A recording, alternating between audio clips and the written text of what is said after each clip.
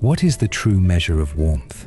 Is it the roaring fire in a stone hearth that wards off the winter chill? Or is it something far more intangible, a delicate ember burning within the human soul when all other lights have gone out? We often believe that survival is a matter of physical endurance, a brutal battle of flesh and bone against the relentless, unforgiving forces of nature. But history whispers a different truth. It tells us that in the bleakest of moments, when the world fades into an endless abyss of freezing white, the most powerful shield is not made of wool or canvas, but of profound, self-sacrificing love. It is the vibration of a heart that refuses to stop beating for others, even as its own rhythm slows to a quiet halt. Welcome to Fluttering Moments. It was a remarkably beautiful morning in March, a deceptive dawn that seemed to promise the final surrender of winter's long, bitter reign over the unforgiving plains of the American Midwest. The year was 1920, a time when life on the remote farmlands of North Dakota was dictated entirely by the whims of the sky, and humanity existed in a fragile, often perilous balance with nature. For weeks on end, the earth had been locked in a frozen, silent prison. But on this particular day, golden sunlight spilled generously across the vast expanse, melting the heavy, snowy cloaks and leaving behind only patchy, retreating scars of white upon the dark, fertile soil. The air felt unusually gentle, carrying the false, intoxicating breath of spring, a sweet illusion that coaxed birds from their hiding places and brought a rare sense of ease to the weary settlers. Arthur, a seasoned farmer whose hardened hands bore the rough, indelible maps of countless harsh seasons, stepped onto his porch after completing his morning chores, his face bathed in the rare, comforting glow of the sun. He turned to his wife with a hopeful, deeply relieved smile, the kind of smile born from the profound yearning for an end to the brutal, isolating cold. He murmured to her that just one more night of this gentle weather and the snow would finally be gone, allowing them to breathe freely once more. Yet, the land in this untamed part of the world is a master of devastating illusion. Shortly after their midday meal, Arthur casually glanced through the frost-edged kitchen window, his experienced eyes scanning the familiar, distant horizon. In an instant, the hopeful smile vanished entirely from his weathered face, replaced by a sudden icy dread that gripped his chest with the force of a vise.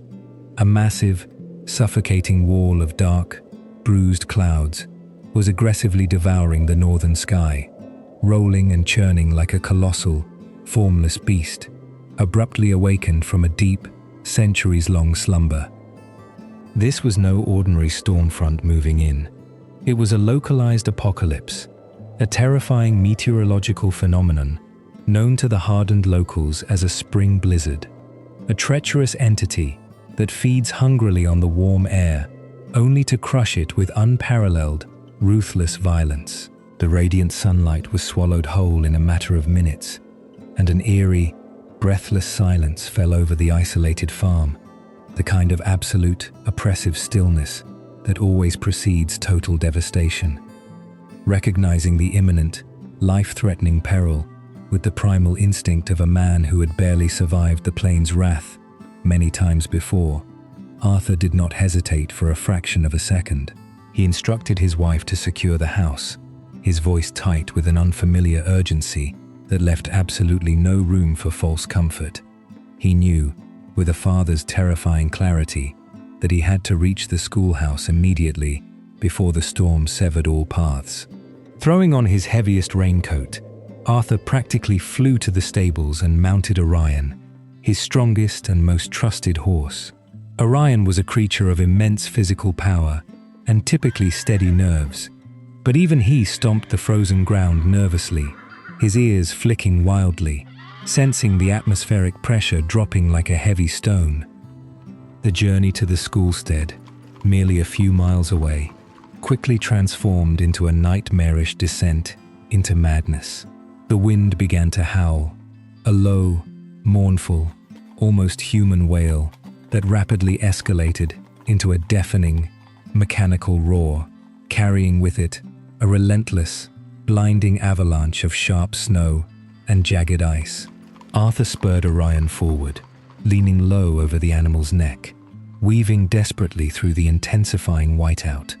His heart pounded a frantic, painful rhythm against his ribs as he finally arrived, tying the trembling horse among the others that were already panicking and whinnying in the school's rudimentary, wind-battered shelter.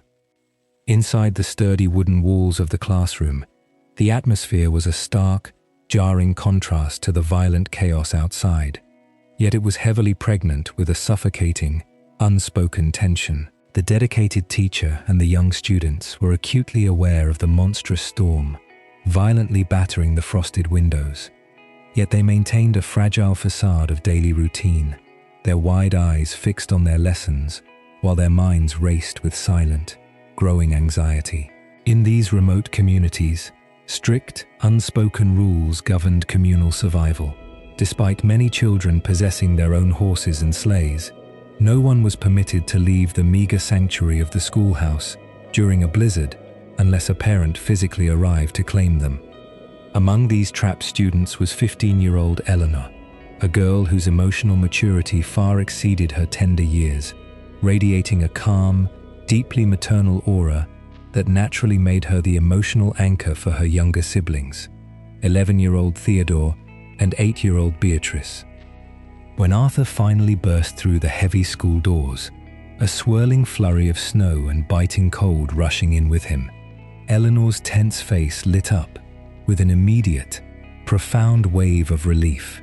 She greeted him with a surprisingly bright, reassuring voice, playfully noting to her brother and sister that she knew no one would ever trust her to drive their old, faithful horse, Luna, back home in such atrocious conditions. Arthur offered a strained, breathless, but fiercely loving smile, urgently telling them to hurry and bundle up, quickly handing them their thick woolen scarves and coats.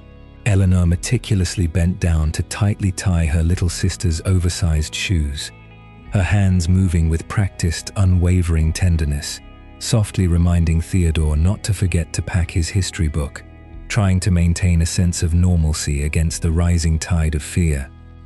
Watching his eldest daughter, Arthur felt a profound swell of immense pride and an inexplicable, fleeting sorrow. Eleanor was always so utterly dependable, so inherently nurturing, instinctively placing the well-being and comfort of others far before her own. He gently guided little Beatrice into the horse-drawn sleigh waiting outside, a modest wooden carriage equipped with a simple, frail canvas canopy, carefully arranging the two younger children securely in the cramped back. With desperate care, Arthur draped two heavy, woven blankets and a large, worn-out coat over their small, shivering shoulders, attempting to create a temporary, fragile cocoon against the agonizing, biting cold. Eleanor quickly and bravely climbed into the exposed driver's seat, her small frame seemingly dwarfed by the massive, swirling, roaring tempest erupting around her, while Arthur securely harnessed Luna to the front of the carriage. The wind was shrieking now, a demonic, ear-splitting cacophony that violently tore the reassuring words straight from their freezing lips. Shouting with all his might over the deafening gale, Arthur firmly ordered his children to stay perfectly still within the carriage, promising loudly that he would just step away for a moment to retrieve Orion, and then they would brave the treacherous journey home together. Luna, a normally placid, patient, and highly obedient mare, stood facing the menacing north, her head bowed low against the relentless, stinging ice. But in that crucial, devastatingly fateful fraction of a second, a violent, deafening crack of thunder, an incredibly rare and terrifying anomaly in a winter snowstorm, detonated directly above them like a cannon shot. The explosive, unearthly sound shattered Luna's stoic composure completely. Panic, raw, primal, and entirely unbridled, surged through the animal's powerful veins. She reared up onto her hind legs, her eyes rolling wildly in sheer terror, and before anyone could even gasp or react, She bolted blindly forward. The wooden carriage lurched violently, immediately plunging headlong into the blinding, chaotic abyss of the monstrous storm, violently severing the fragile physical tether between safety and the terrifying unknown, and leaving a horrified Arthur standing helplessly behind in the deafening, swirling white void. The violent, unexpected lurch of the wooden sleigh severed more than just the physical distance between the children and their father. It shattered the fragile illusion of safety that had momentarily cocooned them, as Luna, driven completely mad by the unnatural thunderclap, plunged blindly into the suffocating white void. The world as Eleanor knew it ceased to exist. There was no sky, no earth, no horizon, only an absolute, churning abyss of freezing white that swallowed the carriage whole. The sheer force of the mare's sudden acceleration threw Eleanor violently backward against the hard wooden seat, her small hands desperately grappling for purchase in the disorienting chaos. The wind, now a physical, malevolent entity, battered against the flimsy canvas canopy, threatening to rip it away and expose the vulnerable children within to the storm's full, merciless fury. Inside this violently rocking, isolated pocket of existence, a profound and terrifying darkness descended, not born of the absence of light, but of the absolute inability to see anything beyond an arm's reach through the dense, aggressively swirling snow. Eleanor fought with every ounce of her youthful strength to regain her balance and haul herself back to an upright position. The heavy leather reins, coated in rapidly thickening ice, felt like writhing, freezing serpents in her numb hands. She strained her eyes, squinting into the blinding tempest, desperately searching for any familiar landmark. A fence post, a tree, the faint, comforting glow of a neighbor's window. But the North Dakota plains had been erased, replaced by a featureless, howling wasteland. The terrifying reality began to dawn on her. She had absolutely no idea which direction Luna was dragging them. The mare, blinded by panic and instinctually fleeing the unnatural sound that had spooked her, was entirely off course. Yet, amidst the deafening roar of the gale and the violent rocking of the sleigh, Eleanor forced herself to swallow the rising bile of pure, unadulterated terror. She could feel the wide, panicked eyes of Theodore and Beatrice boring into her back from beneath the heavy, woven blankets.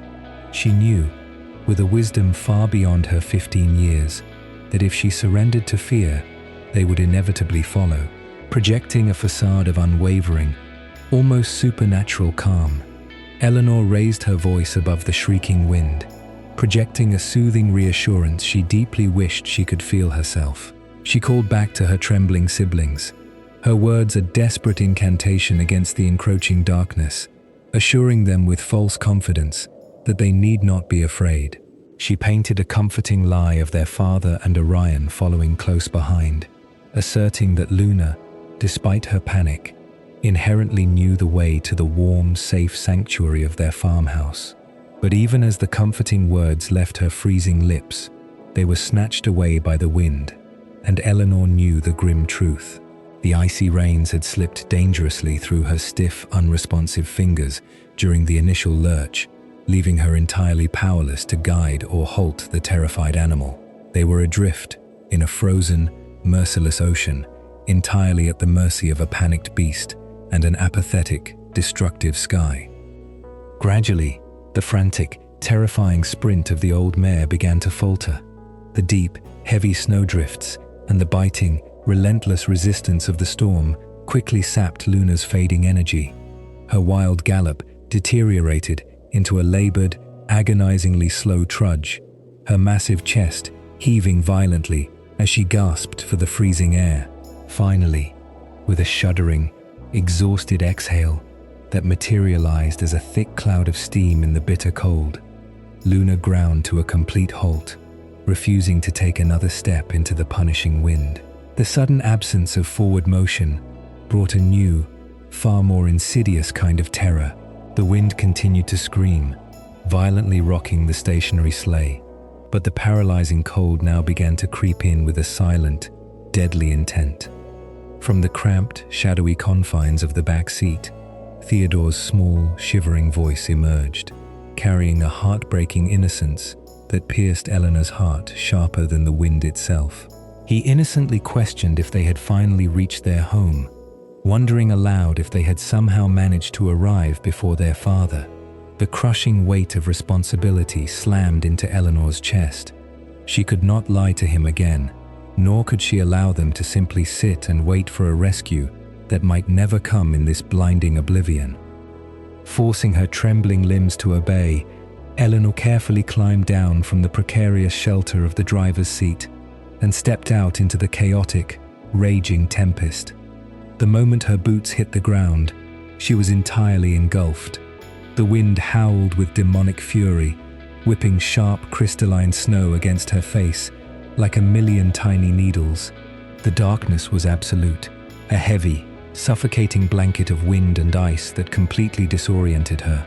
She could not discern if they were stranded on a familiar dirt road or lost deep within the vast, trackless expanse of an open field. The universe had shrunk to a few square feet of swirling, terrifying white, seemingly eager to devour them whole. Panting heavily, her breath freezing on her collar, Eleanor blindly felt her way along the side of the wooden sleigh, her hands desperately seeking the reassuring tension of the leather reins. She had to coax Luna to move, to find a shelter, to find anything other than this exposed, frozen hell. But the mare, perhaps regretting her momentary lapse into panic, was now stubbornly attempting to navigate her own way out of the blinding misery. In her exhausted confusion, Luna stumbled blindly into a hidden, treacherous depression in the ground. It was a slough, a sunken hollow filled with icy meltwater from the morning's false spring thaw, now hidden beneath a deceptive, fragile crust of freshly fallen snow. As the mare thrashed to free herself, one side of the heavy leather reins snapped loose, wildly flailing in the gale. Eleanor realized with horrifying clarity that without securing the rein, they were truly doomed. With zero hesitation, driven by an instinctual, fierce need to protect her siblings, she waded into the freezing, treacherous waters of the slough. The icy liquid violently bit into her legs, instantly soaking through her heavy woolen garments. She plunged her bare, freezing hands into the dark, freezing water, desperately, blindly groping for the lost leather strap. The cold was a physical agony, a sharp, searing pain that threatened to paralyze her muscles and stop her heart. When she finally managed to grip the freezing leather and reattach it, coaxing the exhausted Luna out of the watery trap, the physical toll on Eleanor was catastrophic. She was completely soaked from her small boots up to her waist. Her thick winter coat, meant to be her primary defense against the deadly cold, had transformed into a heavy, suffocating armor of solidifying ice, dragging down her exhausted, shivering frame as the true, horrifying reality of their desperate situation began to solidify in the freezing darkness. The freezing water that had violently soaked Eleanor from her waist down rapidly began to solidify in the bitter, howling air, transforming her heavy woolen garments into a rigid, punishing cage of ice that gnawed relentlessly at her rapidly fading body heat. Yet, within the delicate, shivering frame of this 15-year-old girl burned an indomitable, fiercely protective fire that utterly refused to be extinguished by the surrounding apocalyptic freeze. Squinting desperately through eyelashes heavily encrusted with crystalline frost, a sudden, powerful surge of hope momentarily pierced the suffocating despair when her wide eyes caught a faint, ghostly vertical line protruding bravely from the endlessly shifting white dunes. It was the familiar, weathered top of a wooden fence post, a quiet testament to human hands amidst nature's violent chaos. Guided by this singular, fragile beacon of orientation, Eleanor blindly dragged her frozen, agonizingly heavy legs through the violently swirling drifts until her numb, bleeding fingers miraculously found the sharp, biting reality of the barbed wire. This simple, cruel strand of metal suddenly became their sole lifeline, an invisible, desperately needed umbilical cord pointing vaguely toward the profoundly longed-for sanctuary of their farmhouse. Sensing a subtle shift in his sister's desperate struggle, young Theodore, displaying a sudden, unexpected surge of quiet bravery that beautifully mirrored Eleanor's own deep resilience, cautiously climbed down from the wildly rocking sleigh to join her in the punishing gale. Together, the two shivering children approached their exhausted mare, Luna, whose face was now completely encased in a thick, suffocating mask of translucent ice, blinding her and restricting her ragged, desperately steaming breath. With bare, violently trembling hands, they gently and frantically chipped away the icy prison from the faithful animal's eyes and nostrils, sharing a fleeting, incredibly poignant moment of interspecies empathy and shared suffering amidst the deafening, mechanical roar of the raging storm. Grasping the stiff, freezing leather reins with whatever meager strength remained in their failing bodies, the siblings coaxed the massive beast forward, meticulously tracing the invisible, dangerous path of the barbed wire fence, praying with every agonizing step that it would miraculously lead them straight into their father's waiting, fiercely protective arms. However, the merciless, indifferent plains are renowned for their profound, tragic ironies. Just as a faint, desperate glimmer of survival began to thaw the absolute terror in their violently beating hearts, their painfully slow progress was abruptly and brutally halted by an insurmountable, impassable barrier. A colossal, monstrous snowdrift, sculpted by the demonic winds into a towering, impenetrable fortress of packed ice, had completely swallowed the fence line and the entire path ahead. They desperately attempted to blindly navigate around the monstrous obstruction, frantically probing the chaotic darkness for another fence post, another hidden lifeline, another fleeting chance at salvation.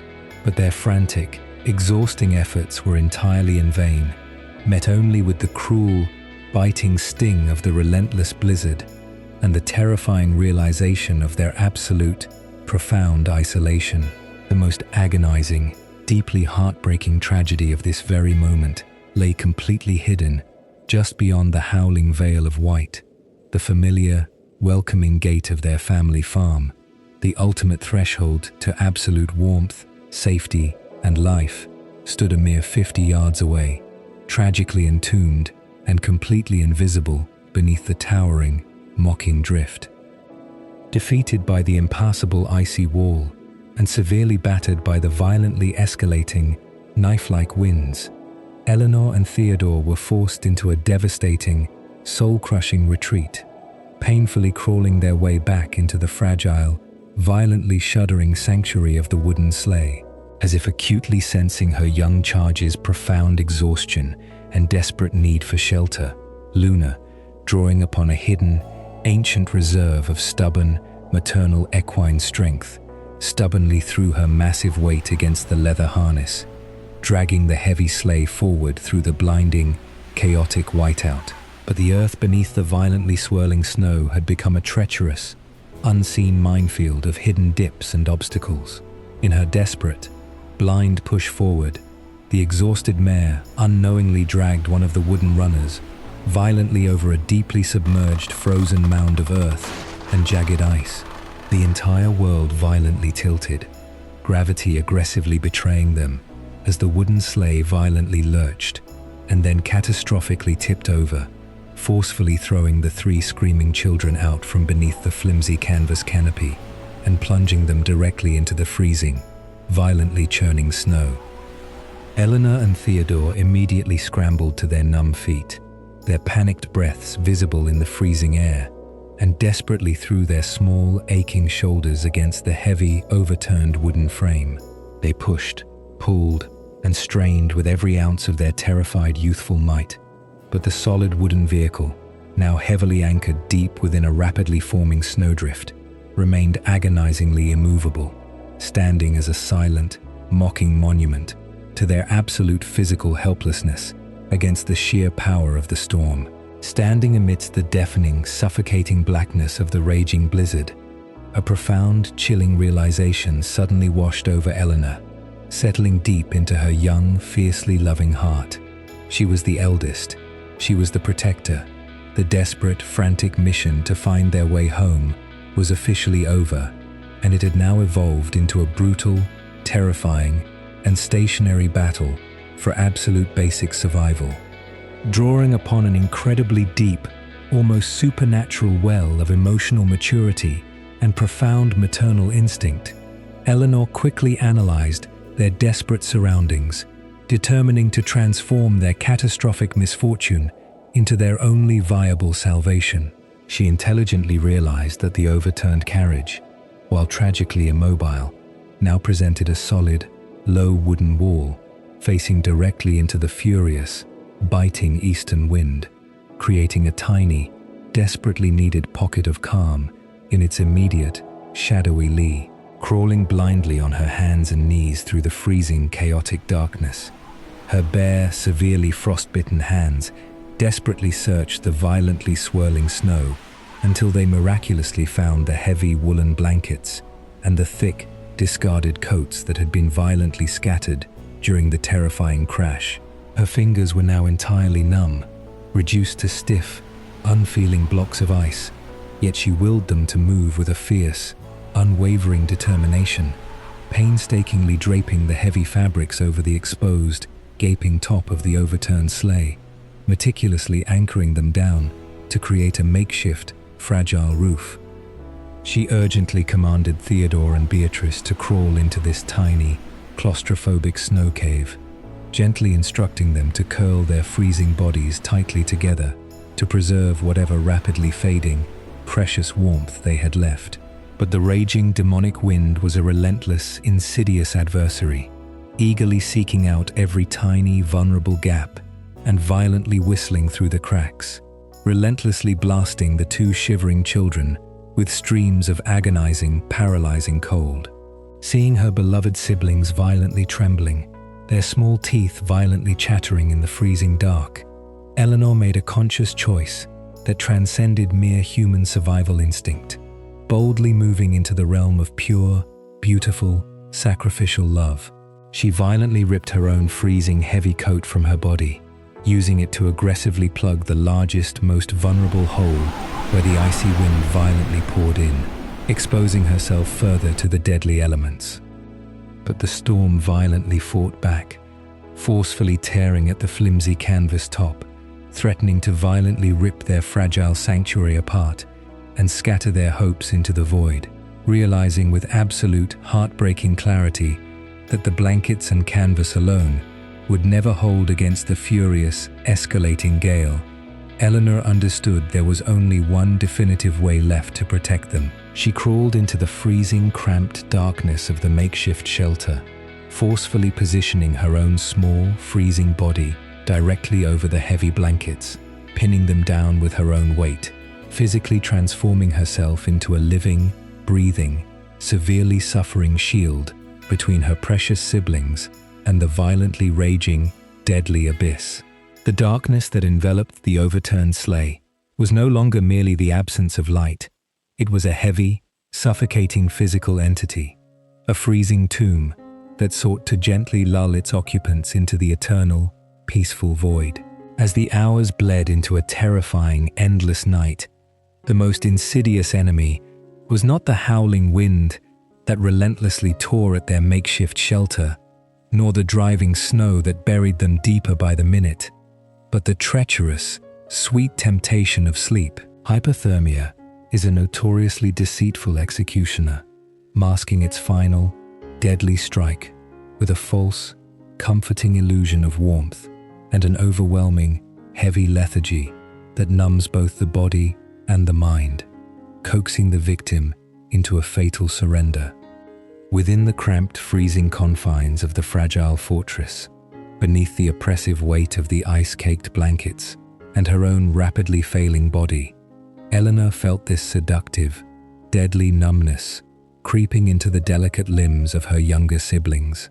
The tiny, shivering forms of Theodore and Beatrice were growing terrifyingly still, their desperate whimpers fading into a chilling, peaceful silence that sent a jolt of pure, instinctual terror straight through Eleanor's freezing heart. She knew, with the ancient, intuitive wisdom of a protector, that if they closed their eyes now, they would never open them again.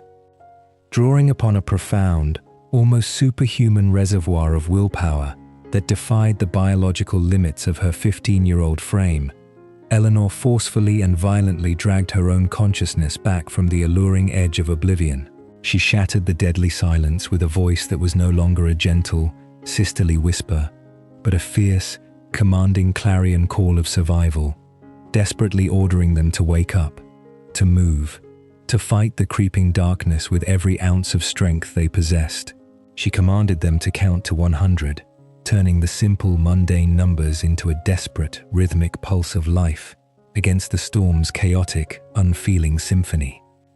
When little Beatrice pleaded with a weak, fading voice that she was too exhausted to continue, begging for just a moment's rest, Eleanor became an unyielding general in this desperate war for their souls, sternly refusing her plea and relentlessly pushing them forward, demanding they repeatedly open and close their freezing fingers to keep their sluggish blood flowing. From beneath the heavy, suffocating layers of damp wool and canvas, Theodore's small, confused voice drifted up, innocently begging his beloved older sister to climb down from the freezing roof and join them in the tiny pocket of shared warmth they had managed to create. It was a request that tore at her very soul, a desperate yearning for the simple comfort of her siblings' embrace. But Eleanor, displaying a level of sacrificial love that elevates the human spirit to the divine, firmly rejected the invitation. She lied with beautiful, heartbreaking grace, assuring them that her ice-solid coat was still holding on to some warmth, falsely claiming she was not suffering from the biting chill, while explaining that she absolutely had to remain on top to anchor their fragile roof against the violent, tearing winds that threatened to rip their only sanctuary apart. In truth, her clothes were frozen solid into an unyielding armor of ice. Her body was being relentlessly battered by sub-zero temperatures that were systematically shutting down her peripheral circulation, and she was willingly absorbing every ounce of the storm's unimaginable fury so they wouldn't have to bear it. Realizing that physical movement alone was not enough to combat the overwhelming psychological despair and the physiological shutdown, Eleanor orchestrated a breathtaking, surreal symphony of defiance right in the heart of the freezing wasteland. She urged them to sing, to fill the deadly, crushing silence with the vibrant, hopeful melodies they had joyfully practiced just that morning in the safety of their warm, brightly lit classroom.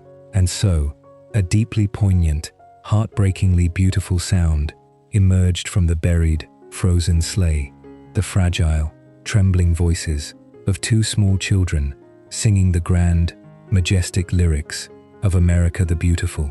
The words, celebrating spacious skies and amber waves of grain, stood in stark, tragic contrast to the suffocating, pitch-black blizzard that was slowly burying them alive. Yet the sheer act of singing itself became a powerful, defiant assertion of their existence, a brilliant beacon of humanity shining fiercely in the ruthless, uncaring wild. When the singing inevitably waned, their voices hoarse from the freezing air, they recited poetry, their small, trembling voices speaking of glorious sunshine and blooming fields, painting vivid, mental landscapes of warmth and light to stave off the encroaching, terrifying darkness that sought to claim their minds. But the storm was a relentless, seemingly endless mechanical beast that showed absolutely no mercy, and the crippling, agonizing exhaustion inevitably began to claim its heavy toll on the two younger children.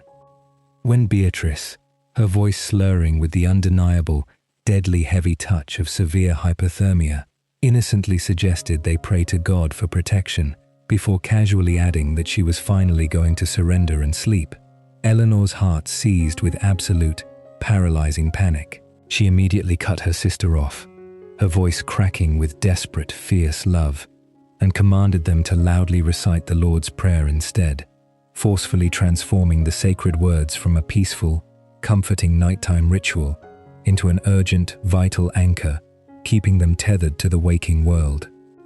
Throughout that agonizing, eternally long night, which felt less like a passage of time and more like a descent into purgatory, Eleanor essentially functioned as their external, beating heart, continuously demanding they exercise, tell stories, sing, and pray, utterly refusing to let the deadly silence settle for even a single, fleeting moment. Periodically, demonstrating a level of maternal devotion that thoroughly breaks the known boundaries of human endurance, she would painfully force her completely numb, practically paralyzed hands down into the dark, freezing crevice of their shelter, blindly feeling for Theodore and Beatrice's feet. Finding their small shoes completely encased in solid blocks of rigid, punishing ice, she used her own stiff, bleeding, and frostbitten fingers to meticulously chip away the frozen crust, desperately transferring the very last, fading embers of her own core body heat into their freezing limbs, knowingly and willingly sacrificing her own dwindling life force to keep the insidious frostbite from claiming them.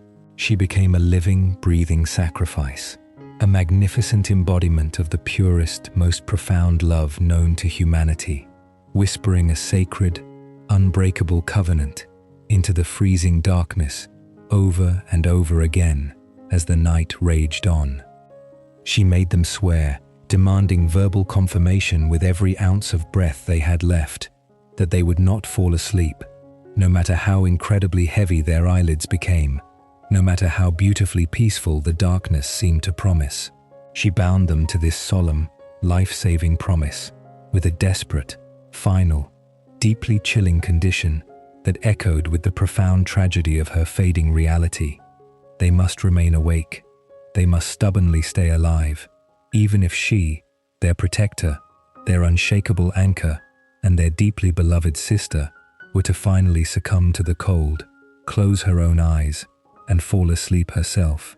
As the terrifying, seemingly endless night finally began to surrender to the agonizingly slow approach of dawn, the demonic fury of the blizzard gradually began to exhaust itself, the deafening roar of the wind softening into a low, mournful sigh across the devastated landscape. The violent, blinding whiteout that had ruthlessly consumed the North Dakota plains was slowly replaced by a bleak, heavy gray twilight, revealing a world completely transformed, buried beneath massive, sculpted dunes of pristine, mocking snow. Back at the farmhouse, Arthur and his wife had endured their own agonizing, sleepless hell, pacing the wooden floorboards with a profound, suffocating terror gnawing relentlessly at their souls, their bloodshot eyes fixed on the frosted windows, desperately waiting for a miracle that the storm violently refused to deliver. The moment the brutal, localized apocalypse subsided enough to allow human movement, an urgent, massive search effort was immediately mobilized. Word of the missing children had spread through the isolated, tight-knit farming community like a desperate prairie fire, and nearly 40 hardened, resilient men bravely risked their own lives, venturing out into the bitter, sub-zero aftermath. The temperature had plummeted to a bone-chilling 0 degrees, the air so severely cold it literally burned the lungs with every drawn breath. Yet these desperate men relentlessly scoured the endless, trackless fields, their faces grim with a silent, terrifying dread.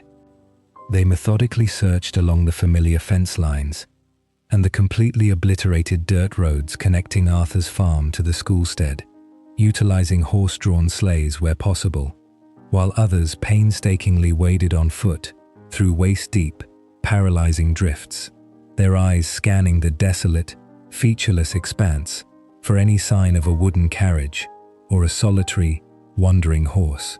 The profound, terrifying vastness of the snow-covered plains made the task seem utterly impossible, a tragic, heartbreaking endeavor of searching for a tiny, fragile needle in a frozen, infinite haystack. Hours dragged on with agonizing slowness, each passing minute heavy with the crushing weight of impending tragedy. as search parties repeatedly returned to designated farmhouses to desperately thaw their own severely frostbitten limbs, gulp down scalding black coffee, and passionately regroup before plunging back into the merciless, freezing white void. It was not until the early afternoon on Tuesday, a staggering 25 hours since Eleanor, Theodore, and Beatrice had first vanished into the blinding jaws of the storm, that a sudden, sharp shout pierced the heavy, frozen silence of the plains. A small group of exhausted searchers, scanning a desolate, open pasture nearly 2 miles north of the schoolhouse, finally spotted a dark, unnatural anomaly disrupting the endless, rolling sea of white. It was the tragic, unmistakable silhouette of a small, wooden sleigh, completely overturned and half buried beneath a colossal, sculpted snowdrift. And standing faithfully beside the wrecked carriage, a heartbreaking monument to animal endurance, was Luna, the old mare, completely motionless and heavily encrusted in thick, solid ice, yet miraculously still breathing, her massive head bowed low in a silent, exhausted vigil. The men immediately rushed toward the site, their heavy boots frantically tearing through the deep snow, their hearts pounding a desperate, terrified rhythm against their ribs as they cautiously approached the desolate, silent wreckage. What they discovered beneath the flimsy, shredded remnants of the canvas canopy would be forever seared into their collective memories. A profound, breathtaking tableau of unimaginable sacrifice and the purest, most sacred love. Lying entirely motionless upon the frozen, unforgiving ground was the rigid, unyielding body of 15-year-old Eleanor. She was positioned face down, her small frame arched in a fierce, deeply protective embrace over a hollowed-out depression in the snow. Her heavy winter coat, the very garment that was supposed to save her life, was completely unbuttoned and spread as wide as her frozen arms could possibly reach, deliberately forming a final, desperate, human barrier against the murderous, biting wind. The seasoned, hardened men, many of whom had witnessed the brutal, unforgiving harshness of frontier life for decades, wept openly, their hot tears instantly freezing on their weathered cheeks as they fell to their knees in the snow. With the utmost reverence and heartbreaking gentleness, they carefully reached out to lift the young girl's completely frozen, stiffened body, removing the heavy, ice-caked coat and the shredded, useless canvas that she had so bravely used to construct their fragile, makeshift fortress. As Eleanor's rigid, statuesque form was gently moved aside, revealing the tiny, dark space beneath her, a sudden, miraculous gasp of air shattered the heavy, tragic silence. There, curled tightly together in the freezing darkness, perfectly shielded by their older sister's ultimate, unhesitating sacrifice, lay Theodore and Beatrice. They were severely unconscious, their small, fragile bodies practically frozen stiff and dangerously close to the absolute brink of death. Yet remarkably, miraculously, their hearts were still stubbornly beating. They had faithfully, courageously kept the sacred, desperate promise they had made to Eleanor in the darkest, most terrifying hours of the night. They had fiercely refused to surrender to the seductive, deadly sleep, fighting the creeping darkness with every ounce of their fading strength, even as the older sister who loved them more than life itself had quietly, peacefully slipped into her own eternal slumber, knowingly giving her last, fading breath so that theirs might continue. The profound, shattering reality of the scene struck the rescuers with the devastating force of a physical blow. Eleanor had not merely died in the storm, she had actively, consciously, traded her own life, systematically surrendering every shred of her own body heat, deliberately exposing herself to the deadliest elements of the blizzard, to absolutely ensure the survival of the two precious souls entrusted to her care.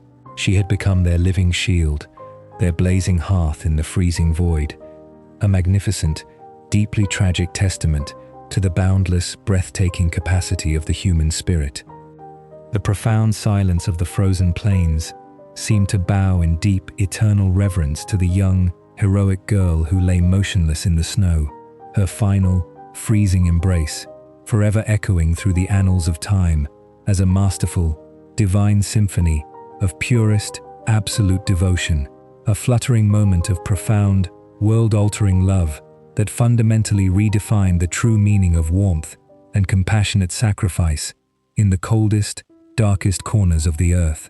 Today, if you were to embark on a quiet, contemplative journey to the unassuming, windswept city of Center, North Dakota, you would eventually find yourself standing before a solemn, enduring monument crafted from solid, unyielding granite, rising proudly in front of the local courthouse. This stone pillar stands as a silent, majestic sentinel, a bold challenge thrust upward against the vast open sky, deliberately designed to anchor a fleeting, deeply tragic moment of human history into the permanent, unshakable bedrock of the earth. Etched deep into the cold, grey face of this memorial is a profound tribute to a 15-year-old girl named Eleanor, a poetic inscription that beautifully and tragically summarizes a legacy of unimaginable sacrifice. The carved words declare that this stone serves as a tribute to the departed, a cherished, everlasting memory for the living who walk past it, and a powerful, blazing source of inspiration for all future generations who pause to read its message. It boldly proclaims that the story of her remarkably short but infinitely meaningful life and the breathtaking, heroic circumstances of her tragic end in the brutal winter of 1920 shall forever remain etched in the collective memory of the county, an immortal testament to a death that was not merely a loss, but a glorious, transcendent victory of the human spirit.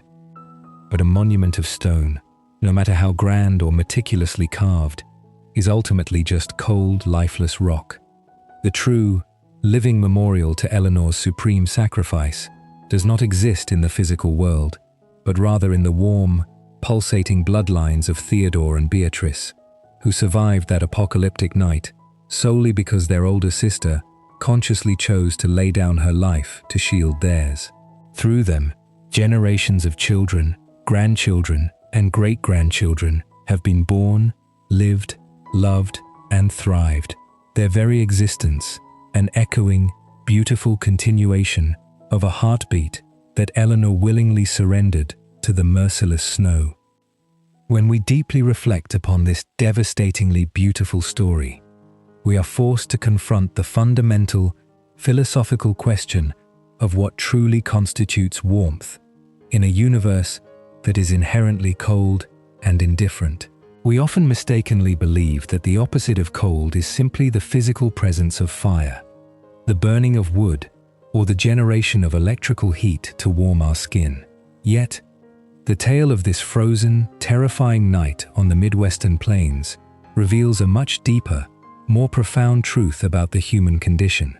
The ultimate, most invincible warmth does not radiate from a hearth, but from the delicate, invisible vibration of a compassionate human soul. It is the fluttering of a heart that looks at the terrifying, encroaching darkness and actively decides that the safety of another is fundamentally more important than its own survival.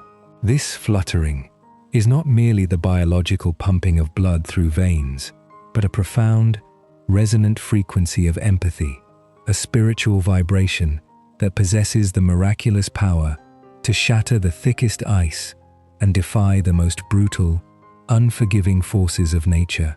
Eleanor's physical heart may have tragically slowed to a quiet, freezing halt beneath that torn canvas canopy, but the invisible, healing vibration of her pure love only grew stronger, echoing across an entire century to touch our souls today. In our modern, fast-paced world, we may not find ourselves literally trapped in a horse-drawn sleigh amidst a roaring, blinding blizzard, but we are all entirely familiar with the freezing, desolate landscapes of the human experience. We frequently encounter metaphorical storms of profound grief, deep emotional isolation, devastating loneliness, and sudden, unforeseen hardships that threaten to completely bury our hopes and freeze our spirits. In these desperate, freezing moments of our lives, the world can feel just as terrifyingly cold and hopelessly dark as that untamed prairie in 1920.